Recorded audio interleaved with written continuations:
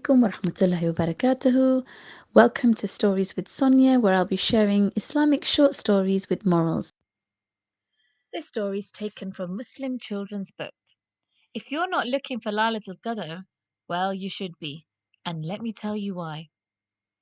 My mum and dad have told me a lot about Lailatul Qadr, the night of power. Okay, I'll admit I was planning on half listening so that I could rush up and finish gathering leaves for my snail house. But it was so interesting that I ended up asking them so many questions that we forgot all about the chicken in the oven for iftar. We had to order an emergency pizza instead. Don't worry, I'm going to tell you what they told me. So, Lailatul Qadr is basically Allah's excuse for letting us earn loads and loads of rewards. That's because this one night counts for 1,000 months. That's 83 years. So if we worship Allah on this night, it's going to count for us worshipping Him for 83 years. And I think that's pretty cool. Because if you think about it, even if you lived for 83 years without this special night, you actually wouldn't be able to get the reward for 83 years of worship, unless you didn't waste any time on eating and sleeping and going to school.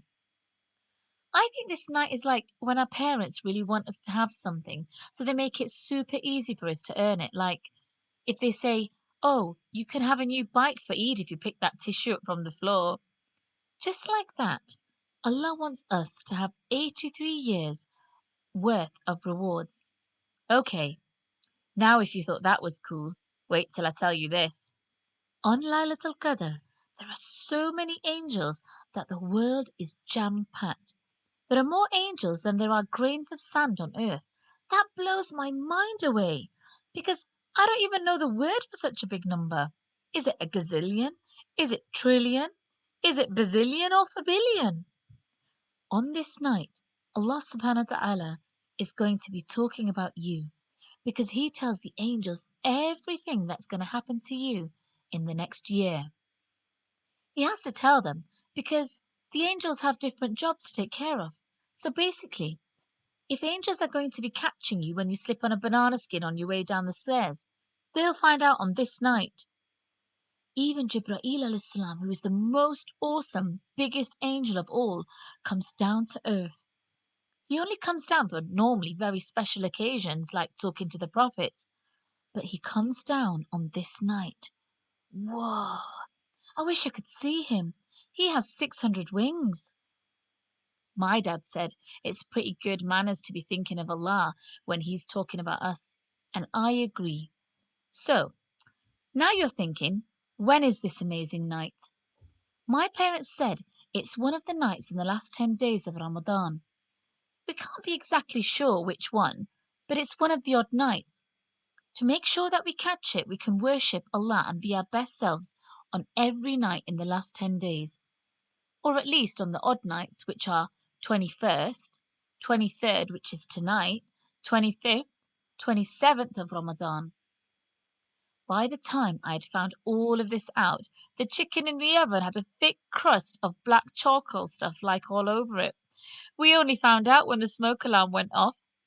But I wasn't finished, because I still didn't know what to do on the night.